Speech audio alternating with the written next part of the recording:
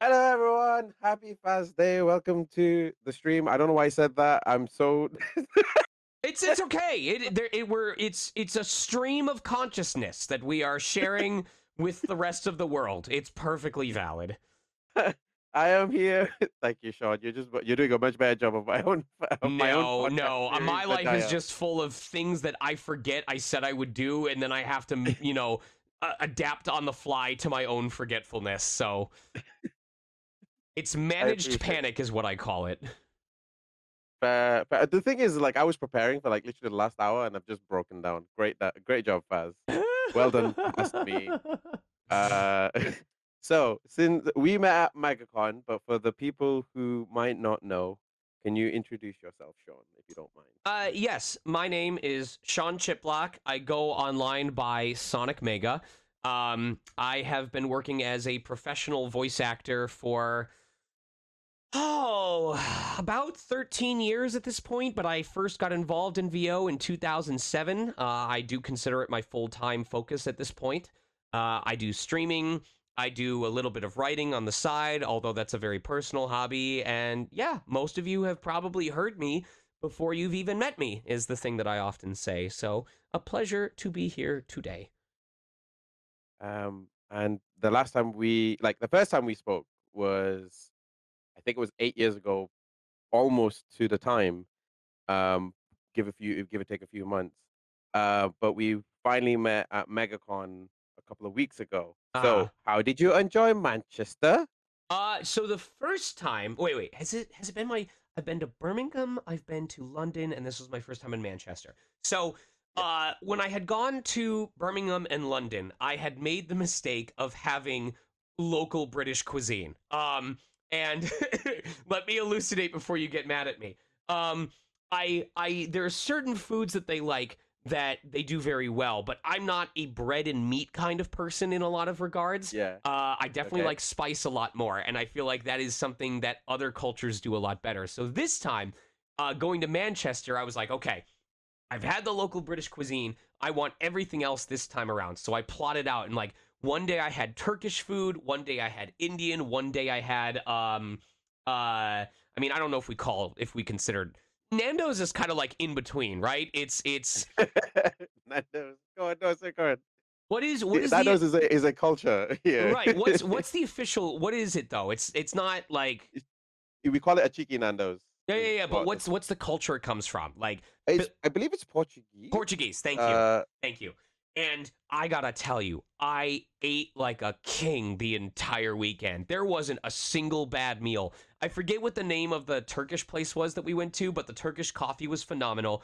The last place that we ate before I flew home was this Indian place called Dishoom. Are you familiar with it at all? I've heard of Dishoom. I've not had a Oh, chance to go there it myself. was phenomenal. Not there wasn't a single bad thing off the menu that we ordered while we were there. It was so darn good. Did you get a chance to? I don't know why I'm being so British. Did you get a chance to go to Winslow Road? That is a very popular place in Manchester. Winslow It's Road, what no, we I can. don't. If we did, it was by pure accident. However, we did take photos with Paddington Bear on the bench. And we did. Apparently, that museum, the Museum of Science and Industry, had Yes. the special video. That video game exhibit was nuts. I could not believe how many functional games and systems they had all under one roof. I've never experienced anything like it. Oh, that's like all over England in some ways because it's in a few of them. I've heard. I I think it's know, called the but Power Plant. like when we talk about video game museums here in the States, like it's all text. It's all like here's a thing behind a glass wall and here's an explanation of what the industry was like back then. I'm serious when I say I have never seen so many accessible playable consoles in the same part of it. It was indescribable how new that was for me. You need to go to the one in Bradford. That's the biggest one. Yeah. I went there once before, but they have like an entire floor dedicated to it, and it's like one room after another of console after, and it's all playable. It's still all playable. That's so Um, it, it, cool. you should give it a go when you're back next. If you can be, to be fair, I don't think there's any conventions in Bradford. Maybe you need to fix that, but they've got I believe they had the biggest IMAX theater there. So if there's another excuse to go, there is that. So yeah, no man. No. So the next time you come into Manchester, head to Wilmslow Road. That's considered the Curry Mile. A It Curry. does Okay, have it does Winslow Road. I Winslow Road is Curry Mile. Understood. yeah. Okay. It's the longest stretch of road that has a load of Indian WINSLOW Winslow Road.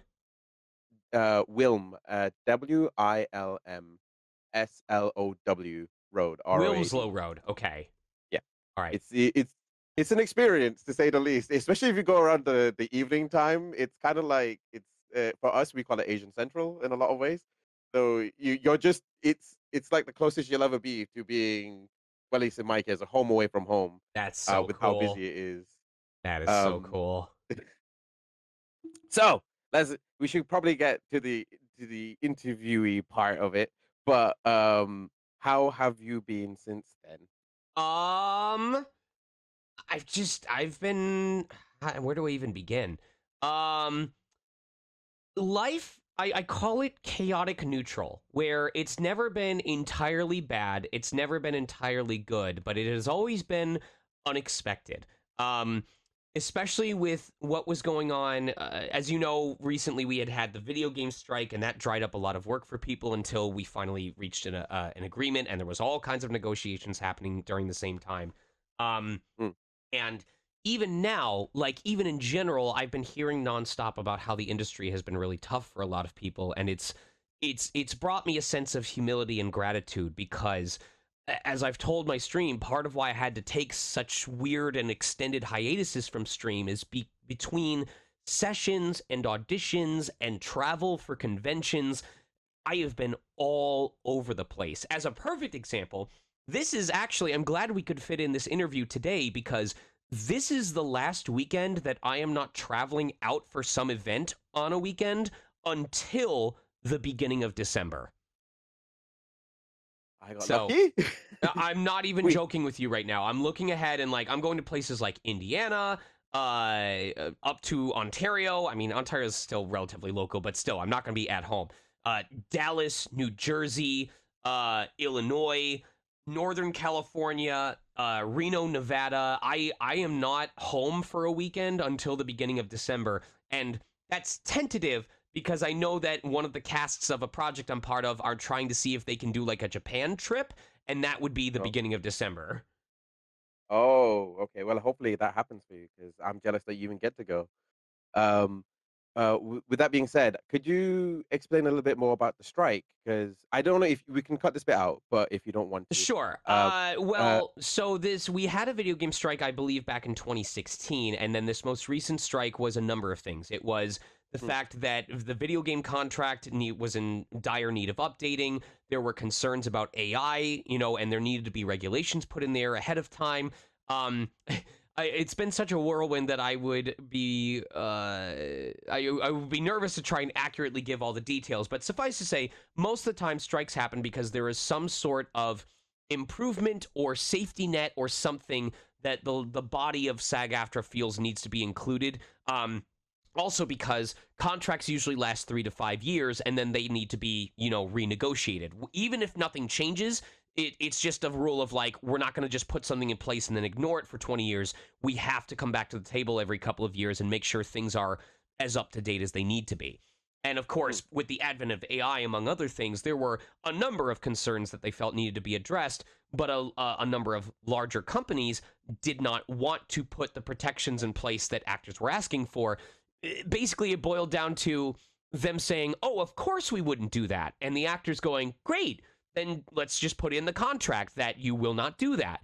And the company's going, well, can't you just take our word for it?" And actors going, no, we'd like to have it in writing so that we can hold you to it. And the company's going, well, we're not going to do that. Um, and of course, you can probably see where tensions rose from something like yeah, that. yeah. So for about a year, right around a year, we were on strike where it was a general strike, but it was instigated by specific companies where we were not supposed to work on anything that wasn't on an approved contract. And the main thing is there were plenty of companies that were more than happy to agree to the temporary terms that we had instated. I don't think we ultimately got every single thing that we wanted. However, we did do way better than we did during the 2016 strike. And that was in part because there was better participation during the negotiation meetings. And there Mm. was a point where we could have settled for what we had available, but it wouldn't have given us the AI protections that we were looking for. And enough of us refused to say we support it in its current state that we were able to bring it back to the table, and we did end up getting more of those protections that we wanted. Okay, so that makes a lot more sense from a non-acting standpoint, because Hmm. we always hear the periphery. We only ever even get to hear like probably even the 2% of, Hmm. and get even less from that example. And I always hear the discourse online. Um, so there's always that kind of fear of whether to talk about it or not talk about it, just for the sake of safety. What I would Um, say, I mean, if you want to include it, you can. I did my best to just be honest about what I recall and what I'm comfortable sharing, but I will be the first to say that I was not on the negotiation committee, and I mm, also don't feel like I came in or I was involved in stuff in later in the process. But I would definitely talk to folks who were in there from ground zero, who were part of those initial discussions, who would be more educated on the specific ins and outs of the strike and what occurred. Actually, this kind of raises a good point about how voice actors kind of deal with contracts in general, because I don't think we hear a lot about this. I didn't intend for the conversation to go this way. Just ended up here. Sure. But just to give us a little more of insight on how, not contract negotiations, but what it's like from the voice actor side. So you get booked onto a role, and how does the contract work from that? You just Well, agree to. Well, we have to make a distinction between non-union and union contracts. And non-union is Okay. basically anything that is not a union contract. So it's either it has this or it doesn't. And Yeah. non-union is a agreement between the client, the studio, and the talent. But what's distinct about it is it's effectively a scout's honor agreement of like, Uh, if we were to break the terms of this agreement, you could sue us, but you would be responsible for providing the legal counsel that would, act on this. That's why the union makes such a big deal of saying we want these projects to be signed to a union contract, because not only does it include regulations, rules, protections, statements, limits, everything that we've discussed ahead of time that look out mm, for us and look out for the client, but if they were to violate the terms of that agreement, part of SAG-AFTRA's funding includes retaining legal counsel who would work on behalf of the talent in order to, act on that violation, if that makes sense. Um, yeah, I think it does. yeah, because there's plenty of people who work non-union jobs who simply do not have the funding to pursue something in court if a client were to take advantage of them, and that is like one of the big reasons why having a union contract, having the backing, the funding, the protection of the union and its legal counsel is a good incentive. But there's many other reasons that just happens to be one of the big ones. Yeah, okay. I won't go into this a little bit too much, because I I don't want to ask a question that would just end up being, all right. Now we're going to explain the history of everything. Sure, sure. And I, Um, I don't think I'm but educated enough on the history of the union anyway to be able to answer that sort of thing. all right, that's fair. That's fair. So, you've done both voicing in anime and in gaming. So which do you prefer, or at least which have you had more memorable experiences with, if you don't mind me asking? Between anime and video games? Yeah. Um, well, when I got started in the career, it was definitely more on anime because anime is what got me into it. Um, but ironically, there was a point where it felt like while all of my peers were getting deeper and deeper into anime, I was getting deeper and deeper into video games. And it bummed me out at first where I was like, wait, I want to be with my colleagues. Why am I not booking anime like they are? But then as time passed, especially as companies like Crunchyroll moved house to like different states and took a lot of work with them, Mm. anime in Los Angeles specifically started to dry up. And suddenly I was keeping my mouth shut because I had established myself in the video game sphere and anime was not as easy to come by anymore. So I, Yeah. I thought it just happened to work out really well. Um, when I talk about a favorite, I mean they both they have their own they have their own pluses and minuses. Like anime, I really enjoy because I'm a very visual learner. And so when I can see on screen what the emotional intensity is, when I can see the action that's happening, it's very easy for me to make a decision and figure out how to match what's happening. And I've also learned I'm really good at timing out my delivery so it doesn't sound forced, but it has the energy in the right spots. A perfect example is are you familiar with Beyblade X at all? The new Beyblade I am series?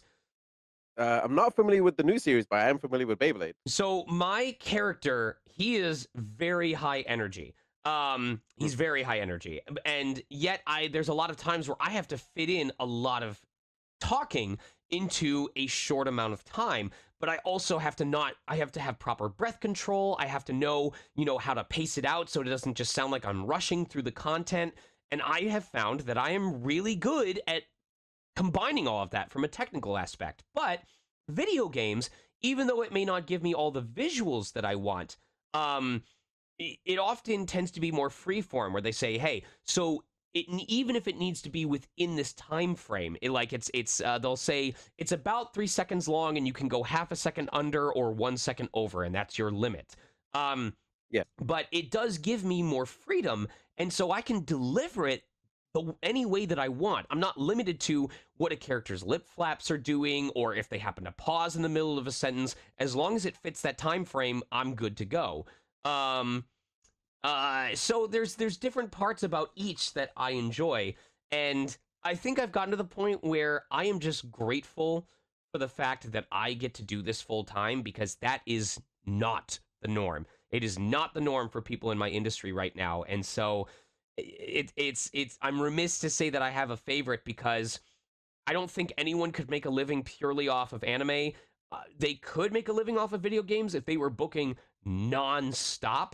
But I Yeah. think having that combination is what makes this viable for me, and I don't want to give that up. So I part of why I enjoy this career so much. I think here's the real core of why I can't pick a favorite. I have done jobs that have required me to do the same exact task for 7 to 8 hours a day, and it's Yeah. gotten really boring at times. And voice acting it's never the same thing. If I go to a morning session that's an anime and an afternoon session that's a video game, I have to figure out what's the same versus what's different, and it keeps my brain active, and I really appreciate that. I mean, it kind of puts me neatly onto my next question then. Like, you're kind of everywhere now. You you will Dude, just appear somewhere and it's like, ah, and there he is again. do tell. Uh, Like I elucidate a little bit on like where what creates that sensation for you. Is it because you watch a so lot of anime? Is it because you play a lot of video games? it's kind of half and half. So it was more like, oh, and you were in this, and oh, you were in this. So like recently, I just found out, and I didn't realize this because when I set up everything versus when it was revealed, there was a time lag. But I just found out that is it still true? You're Bubsy Bobcat Yeah, now? yeah. I'm Bubsy in Bubsy 4D. My childhood, one of my childhood that everyone Yeah, I hell remember yeah. playing that game. I remember playing that game as a kid, and I couldn't figure it out. But I did like Bubsy as a character. Right. Probably one of the few. But I can understand how irritating he is, especially when the game wasn't that great. So, like, I only just found that out recently. But you were also in an indie game where you play 3 or 4 characters, and it kind of makes that whole point of asking, like, you're kind of everywhere now. So how do you keep up with how to differentiate all these Wait. characters? Was it something that I I had mentioned recently? No, it Is was this the sushi Ben? yeah, that's the one. Yeah, yeah, Yes, yeah, the yeah, one. yeah, I yeah. couldn't remember the name. I was looking for it today, and I couldn't remember where it was. It They did does feel like a a lot full of things cast reveal. because that stuff that cast the audition for that was like almost half a year ago, and then they had to spend time going through all the reads. So it's really just coincidental that we've got Bubsy happening at the same time as Sushi Ben and this other project that I have to stay vague about for right now, but it just finished up recording. But it does feel like everything's kind of cascading down at the same time, huh? Yeah, and then I like recently I did an interview with Kaylee McKee, who Yes, voices Testament, and I yes. just found out that you play Kai Kiske in the Hi, same Keys. game. Hell yeah, baby. So it's like, huh? my worlds, all of my worlds are colliding quite a bit, and then also Lucilius in Grand Blue, which I believe you play in the series as well. Um, so these are all different character types. Hmm. Even I couldn't tell some of the characters you were playing that it was the same person. So how do you keep up with the voices? How do you um how Well, how how do you differentiate it? the very first thing that I say, and I know this isn't technically an answer to your question, but the very first thing that I implore upon people who are listening is I am grateful that I have a range that allows me to do different voices, but I don't want folks Mm, to get it in their heads that they cannot be voice actors or they can't be successful or good voice actors if they can't do numerous different voices. That is simply mm, one of my personal strengths that I'm aware of and use to my advantage. But I use Don LaFontaine as a perfect example. Don LaFontaine, he had one voice and one voice only, and that man was one of the most prolific working actors of his time when it came to movie trailers, you know? Um, yeah. so for how I manage it, part of it is just my own fun and my own involvement. Like I think to myself like, oh, what would make this fun for me? What does this character sound like in my head? Is there a way that I can replicate that? Or I'll listen to the sample and go, can I replicate the voice that I'm hearing in this reference? Um, so uh, for me, it's part of it is not having the fear of being wrong. It's being a willingness. It's having a willingness of going. You know what? I'm going to try something, and it may sound silly or it may sound completely off base. But if I commit to it, then there's a really good chance that even if it's not the voice that someone had in mind for the character, they may be sold on it. And a perfect example is when I do live dubs for my community. There have been live dubs we've done for Ace Attorney games where the person voicing a character was not the first place vote. They weren't. They were like the fourth understudy or something like that. But because they committed to the performance that they gave, we would have people, myself included, who went, "Oh, I can't hear anyone else for this. Like, this is the voice that I imagine now when I think of this character." So it's really about making a choice and committing to it, but having the adaptability to go, if the client needs me to do something different or to change it up from here or to go in a completely different direction, to also have the confidence to go, I am confident enough to either commit to the choice I've made or to completely throw it away and do something different, because at the end of the day, it's about exploring and playing pretend. I'm not gonna lie, that answer was very powerful. With that being said, that actually makes that kind of needs me put me into the next point, even though my segue was terrible. Hmm. Is how you kind of come up with the voices. Now we kind of I think we may have briefly touched upon it on the last time we had Hmm. this interview, but there was two other people in there as well that made it a little bit may have been lost in the shuffle. Hmm. So this is kind of asked in the way of this will be asked in specific for Ravali, and but in general as well. Were you given any sort of indication of the character, like a concept art or anything to work with Yeah. when it came to putting the voices together? It can vary wildly. So I used to erroneously think that when they included a character image, it was that character's concept art. And they do sometimes send it. There are some games, like there's a project I recorded for recently where the audition included a character image that did end up being the image of that character.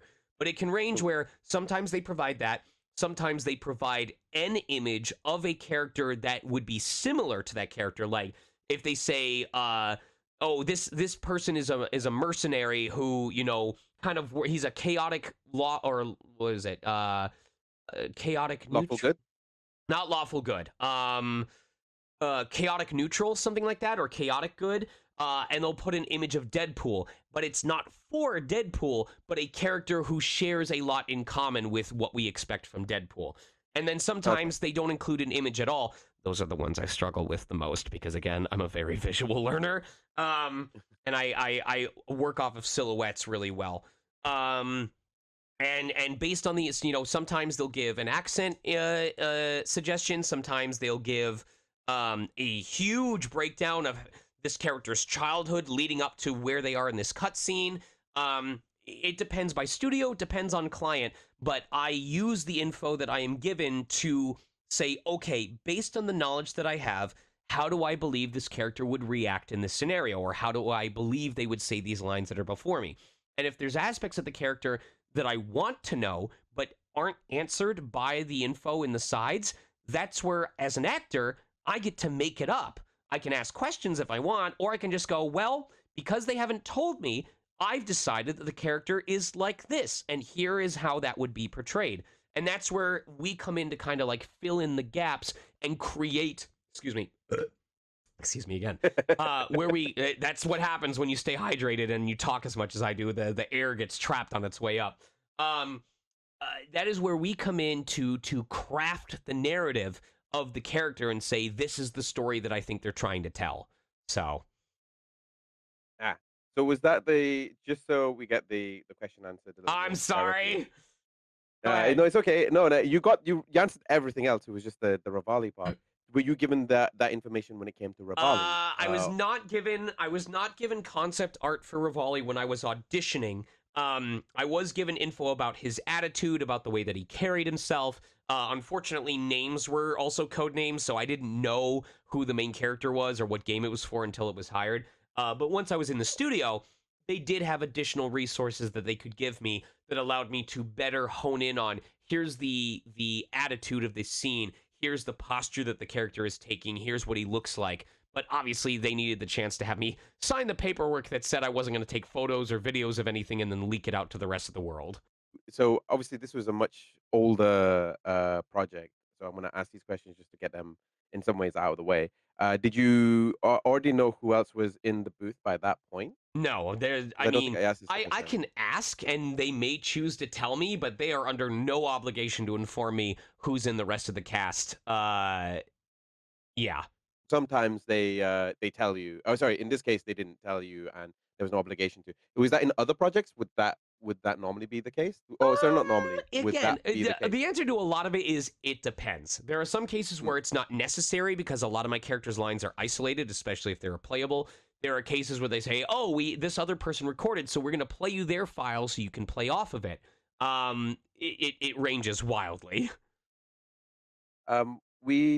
when I did the original interview, I spoke to Patricia not long afterwards, and we talked about her voice, and how a lot of some of the voicing was decided for Zelda's voice. Mhm. Um, for Rivali, was that the same situation? Was it a case of did you get to put any implementation or twist to it, I did bring in my or original choice because part of why they hired was because they felt the pitch and the cadence was in the ballpark for the character.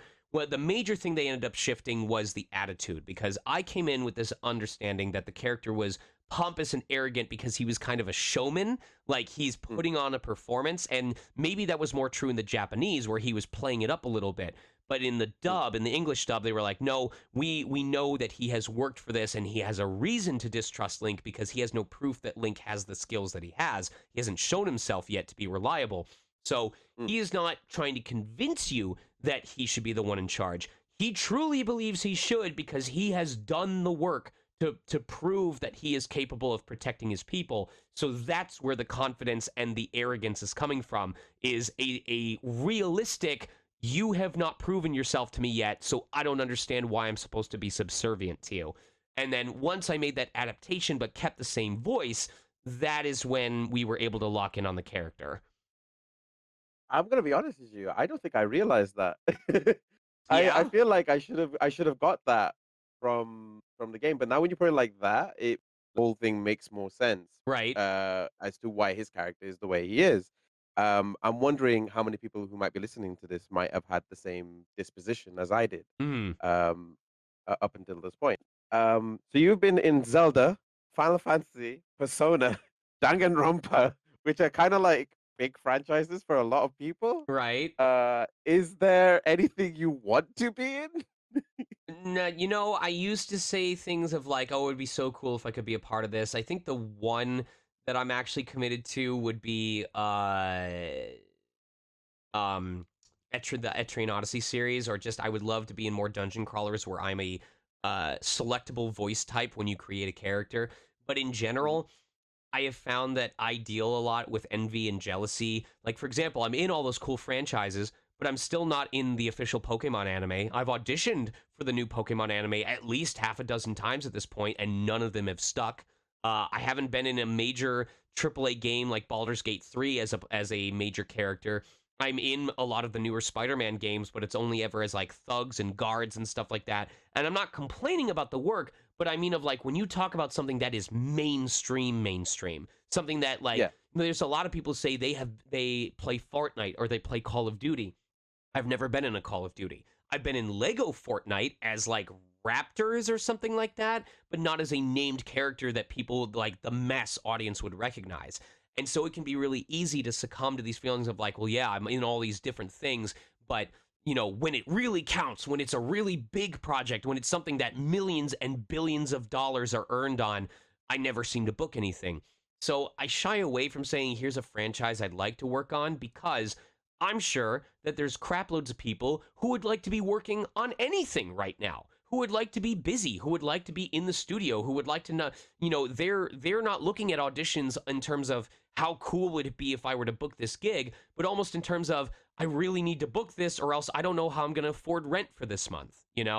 Um Yeah. and That's a fair point. and Deborah Wilson has a 6-word phrase that she repeats, which is "It didn't have to be me." And I really identify with that because I do not want to ever take the stance of going, of course I was cast as this character. No one else could have done a better job than I could. I think there's any number of ways that any character can be interpreted, but they chose to hire me, whether that was because of a certain performance I gave or if it was because what I gave fit the character and they've worked with me before and they know that they can rely on me. I'll probably never find out what those reasons are. But my job in that moment is to go in and do the best job that I can and to help them bring their vision to life. And that's what I focus on. The fact that I get to do this for a living is enough of a blessing for me. And so there are projects that would be really cool if I got to be a part of them someday. But for example, I can't honestly say I ever said, oh, I hope that someday I get to record for a Bubsy game. But I will tell you, the internet response that I've received since Bubsy 4D got announced has been only second to Kinger in regards to how enthusiastic people have been. So I personally did not have that on my I want to be a part of this totem pole, but I can tell you I am extremely grateful for all of the conversations I've gotten to have already because of that opportunity. So I try not to limit myself to, oh, I wish I could be a part of this because it blinds me to what opportunities could come my way that I'm not even aware of. Yeah, no, I get what you mean. Yes. Um, you never know what opportunity will take you. Is basically is from my understanding of that. Right. Of that. And w- I want to try and pivot this a little bit to your fighting game history and streaming a little bit. You've played a lot of fighting games. You've been a Smash Bros aficionado since we met the first time around. You've mentioned. Um, do you still main Mega Man? Have you played Smash Bros in a I while? have not touched Smash Brothers in the longest time. Like maybe once, maybe twice a year when I do social events with other voice actors. And the muscle memory is largely still there. But this is what I talk about when I say, like, I'm still working on trying to 100% complete Hyrule Warriors Definitive Edition and struggling to because of how infrequently I am able to actually sit down and play my Switch without falling asleep because my body is trying to catch up on exhaustion. Fair. Was the okay? So some of the voice actors uh have had the option to. My question is, if do you have you ever wanted to do a Smash Bros. Voice actors tournament? I know you've done this at events where you challenged people, or did it at your own Right. channels. Um, but has there been have you found a rival in Smash Bros. Yet? It's probably the question I I'm trying to have ask. zero interest whatsoever. In having a rival? No, I have zero interest. Well, you when you bring up specifically about like having a voice actor tournament or having a voice actor rival, like I know that Kira Buckland plays, I know that Faye Mata plays, but trying to organize something like that has always been a pain as well. And at the end of the day, I already spend so much time having to market myself and interact with other people, and I enjoy streams, but that is also socializing in its own way. And when it comes to the rubbing elbows aspect of the industry, Mm. I have no interest. I just don't. I can think of nothing I would rather do less. Um, well, maybe that's a little bit exaggerated. What I mean is, it is exhausting to think about, and it's not something that I inherently get fulfillment out of. So it is more likely that I would attend like a cast wrap party or a movie premiere because of optics and because it's something that, would make me look better in other people's eyes and would remind people that I'm a part of the industry. But I don't know if I would go out of personal interest because there's things I would rather be doing. It's If it's you want to something that keep I'm that constantly at professional, that's yeah, it's something that I'm constantly at odds with because as this industry keeps going the way of Hollywood, and they're like, oh, we don't hire specifically because of your follower count on Instagram, but if you're an actor who did a really good job on your audition, and we see that you have 50,000 people that we could market to if we hired you as this character, that does help us when it comes to making our decisions. And it's so daunting to think about. It's so daunting to think of like that actors who are playing stuff like Among Us with each other. Maybe they're doing it because they like hanging out with each other, but also because it builds audience interest. You get a lot of people. If you look at when Digital Circus, when the cast played Peak the other day, the chat in that was rabid because fans were going nuts over the fact that a lot of their favorite characters and actors were all playing a game together. But there's this level of performance that is always present where it's like you have to be on, you have to be entertaining the crowd. It can't be just you and the other folks. You have to kind of play it up to the audience that is watching you. And when I'm already doing that on stream, when I'm already doing that in the booth, I don't necessarily want to do even more of it at the expense of my own free time. no, no, that's completely fine because obviously I feel like it's down to the rise. I wouldn't say it's the rise of Critical Role, but it's more like the kind of system that brings to the table of I what could be done. maybe. I would also sooner say it's also because as social media became more of a thing, companies Mm, realized, oh, we don't just want people who can do the performance. We want them to be able to market it, to be able to build up hype, to get eyes on our project.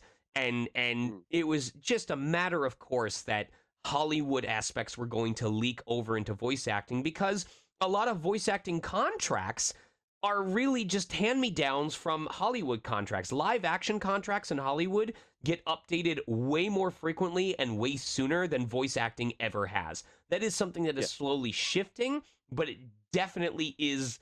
It's been the norm where it's like, okay, the on camera celebrities get the most updated contracts, and then voice acting kind of more often gets the trickle down effect of what the Hollywood contracts get. it's very eye opening. This part, honestly, I didn't know we were gonna go this way. Thank you very much uh for the insight on that Of one. course. It's like I said, it's very hard from a viewer, from a person who's listening to your performance, who's been following one side of the the window Hmm. to get understanding on this aspect of voice acting, Hmm. and it's really eye opening, honestly. Um, is Are you saying? So I want to say, is social media important to voice acting in 2025? Is It probably is the it is simple question to not the ask. be all end all. For example, Deborah Wilson, I rarely, if ever, see on social media, and she is Mm, probably one of the most prolific actors. There are or actresses that's in the business today. There are a number of actors and actresses where it seems like they only post just to notify about a project that they're in or some event that they're helping out with. And my own personal opinion is, as a general rule of thumb, not as a be all end all, but a general rule of thumb, the people who are the busiest in VO tend to not have enough free time to be terminally online. You know what I mean? mm, Um, yeah. just as a rule of thumb, I do not think that your ability to market yourself on social media is a major factor in whether you will be successful. However, I do know that there are plenty of cases where if you have a big following or if you show that you interact well with a lot of people, it can help with opportunities that you might get. For example, conventions are more likely to invite talent where they have proof that those talent create a lot of organic experiences with people because they want folks who are going to say, "Oh, so and so is coming to this event near me. I am going to buy a ticket just to go see this person. And I've had people say as much at my table. Um, Mm. you can ask 50 actors how they got into what we would consider to be the consistent success sphere of voiceover, and you'll probably get 55 different answers.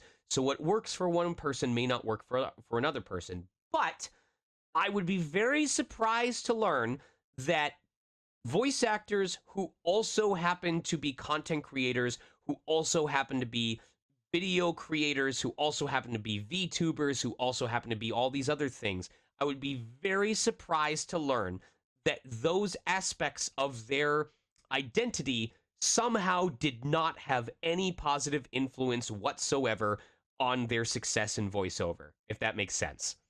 Could you rephrase that last bit for me, if you I don't mind?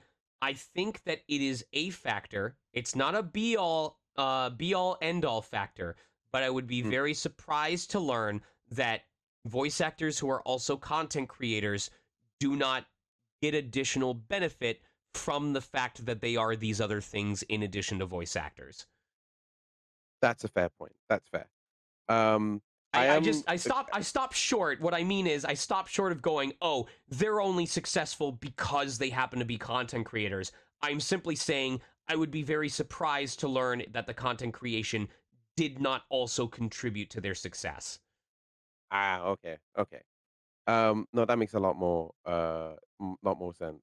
Um, so we are coming towards the end of the interview. Okay. We have been going on for about 40 minutes. This has been a very fast As long interview. as It you does feel not like feel like as long as you feel like you've gotten your worth out of the questions that you've been no, no. asking. No.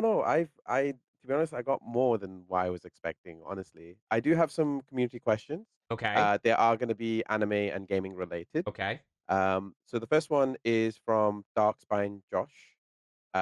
He asks, "What did you enjoy most about playing Lucilius in Grand Blue games, and how does it feel about playing the character?" Lucilius was really interesting because he was part of my era of less is more. Because I established myself early on playing a lot of characters that were high energy. You think of Zenk, you think of Kiyotaka, Ishimaru, you think of Monotaro, you think of Subaru. They are all very high energy in a lot of different ways. But Lucilius is someone who practically never goes above a certain level of energy, and yet you can feel the hatred that he has, not through his volume, but through his cadence, through his word choice, through his sneer. And it was really cool to explore that of like, how can I get across this character's temperament without relying on intensity? And I thought that was a really cool thing to explore. It also meant that on the very, very, very rare instances where he does get to go bigger, that's when you know, pardon my French, that shit has hit the fan because he never reaches that point except in that instance. So Mm. I also liked in the case of stuff like Grand Blue Fantasy or Grand Blue Relink, how I got to be such a deep contrast between the very reserved, very low energy Lucilius and the very jovial, very accommodating, very, proud of himself Roland, who is also a part, or is it Rollin or Roland? I think it's Rollin. Roland Grand Blue. Yes, it's Roland. Roland is like very opposite of Lucilius, and yet I get to play both of those roles in the same game, which harkens back to what you said about getting to showcase my range as different character types within the same project. Mm. It's so impressive to be able to do that, and because obviously it's hard enough to, like you said, it's hard enough to get to one role, Mm, but then to be able to get two in the same project is even better, and to see that contrast, that in 9 times out of 10, at least in my experience, I can't tell. So I'll have to check that out more. I'll have to find out more and be like, okay, here's the sure. differences. This next question is from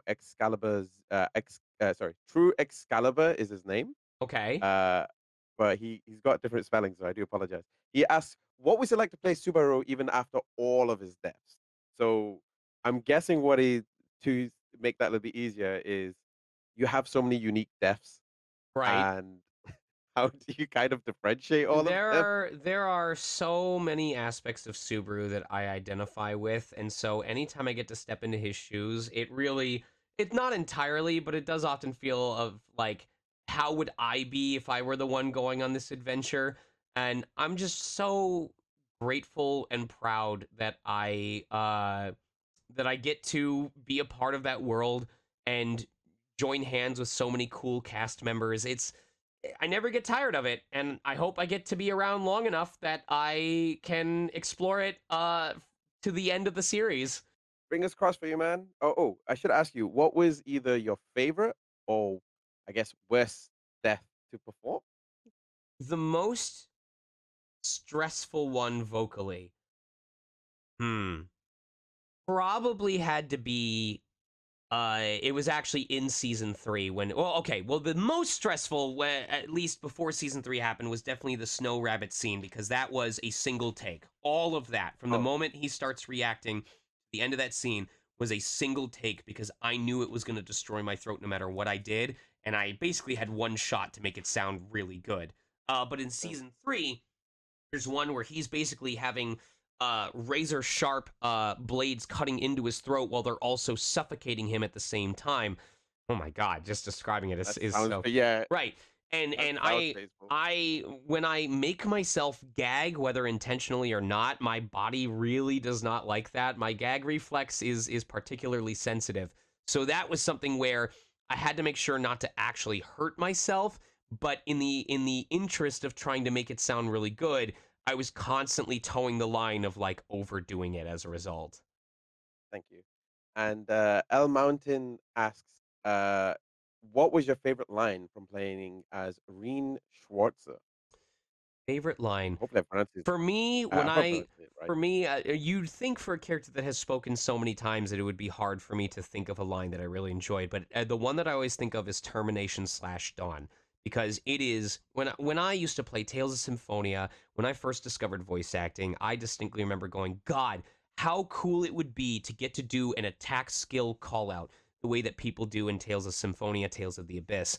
And that is the quintessential example of just having this powerful, clean, commanding, confident attack call out from a character that has established themselves over several games. It's everything that I wanted. And I'm so proud of how the delivery came out, and I love how it sounds. And really, that is it. That moment, although it's one of many, but that is a moment that I dreamed of doing back when I first was starting to train as a voice actor while still playing games like Tales of Symphonia and daydreaming about the day that I'd get to do something like that for myself. What is your favorite call out in Tales since we mentioned it now? Uh, Definitely Jade Curtis's indignation, or I think it's called Starfall or something like that. But Genus has a special ability where he drops like 30 extremely colorful stars on the battlefield, and I always thought the lead up to that was super cool as well. Tales is Tales is really cool, to be fair. Like I can imagine anybody from any number of the games would really enjoy something like that, Right. and especially from Abyss. That's such a classic game. Yep. Um, so I It always needs to ask this get at the end, but I have remastered. It needs to get remastered on a modern day console. Come on, people. not just on the 3DS. Not just on the 3DS. No. Right. I asked this last time because I always ask this as the last question for the Okay. entire interview, which is what is the most important thing of voice acting? And you've already answered this before, so now I gotta ask a second. The second version is what is the second most important thing of Oh, voice this is acting? actually perfect because, well, I mean, I will gladly make it the second most important thing. But when a lot of people get asked what's important for voice actors to know, a lot of my colleagues give very, very good advice about getting into the industry, about building up your reputation, about understanding your strengths, stuff specifically related to VO. But what I was going to originally say was that my answer, even though you'd asked it last time, my answer has changed since then. And in this current age of social media, I think a lot of people before they start building their career need to understand the importance of maintaining their online reputation. And I don't mean maintaining as in like making sure you stay relevant or making sure you stay popular. I mean understanding the risks you take based on what you choose to say online, whether that's breaking contract or whether that's getting into flame wars with people that you don't know online, whether there's any number of things. But both as someone who has witnessed it and someone who has unfortunately been on the receiving end of it because of their own choices, I worry for a lot of people who I feel like a lot. This is the part I hope my colleagues will agree with me because they've been in it too. But especially in the anime side of the industry, there is a lot of infighting. There is a lot of entitlement. There is a lot of like thinking that you're invincible. And we've had recent instances of actors who got recast not because they were violating their contract and not even necessarily because they were insulting the company that they were working for, but because they could not stop themselves from getting into fights with fan bases online. And we are at a point where these companies look at this, they see what you're doing. And if they go, why would we want this person on our project who is actively antagonizing the people who spend money on our company, why would we want them to work for us anymore? Um, and I think it's a really scary thing, and I think a lot of people take it for granted, where they think, oh, my space is my personal space where I can say what I want. And I don't mean to say, oh, you need to be squeaky clean and you need to curate your online space because you never know who's looking. You are totally free to express yourself the way that you want to on your place, but do not do so without an awareness and an acceptance of the risk that you take based on how you choose to conduct yourself. Because anyone can screenshot anything, anyone can remind you of something you did 2 or 5 or 10 years ago, whether or not it is relevant. There are people that I witness who are constantly being harassed for things, some of which are not even real. Like it's a manipulation or it's people misinterpreting something that happened. And to this day, they are forced to deal with it over and over and over and over and over again because the internet is forever. So the core advice of all of that I would give to people is watch what you do because you never want to give anyone online ammo that they can use against you, deserved or not, for the rest of your natural life. Because as scary as it sounds like, that is how permanent it can be. You have no idea who's using the internet. You have no idea who's viewing your profile. You have no idea what they think of you. There are people who harass female colleagues of mine because they think that the female colleague doesn't deserve to have a role that they have because they don't look attractive enough, or because they're like, you're in too many projects and it annoys me and I want to see other people get these opportunities. Sometimes it's a completely unjustified reason and that doesn't stop them. And unfortunately, we have to remain the professionals in that situation, because if we're not, then it looks bad on us, it looks bad on our agent, it looks bad on the company, and there is an additional degree of responsibility that we have to maintain when we choose to have an online presence while also being someone that people look up to, especially if we are in projects that have a minor audience base. The internet is forever. The internet is That's forever. what the internet is forever. Um, Thank you again, Sean, for taking the time to talk with us. There was many questions I wanted to ask, but I feel like this conversation is way more important. Okay. Um, and maybe we should do this again. Hopefully, not in 8 years' time. Who knows? It seems like it gave a great span of time for new stuff to happen. That is true. Where can people find you, Sean? Twitch or Twitter, which are I'm sorry, not Twitter. God, not Twitter. No. Twitch or Blue Sky, which are the same on both. It's Sonic Mega, SONICMEGA. Blue Sky for the shit posts and the role announcements, Twitch for the streams. Outside of that, I'm very work focused and I don't get a lot of time to myself, so those are the only two places you're gonna find me with any regularity. All right. And thank you everybody for listening and watching. I hope you guys enjoyed this little interview. It went very it went longer than I was expecting it to. The So audio times out at exactly an hour, so I think it was perfectly buttoned up. I'm just amazed. I'm just amazed. You thank you everybody for listening. I hope you guys enjoyed it. You can find my socials in the description. And as always, and remember, you guys have a very wonderful and happy birthday. Bye everyone.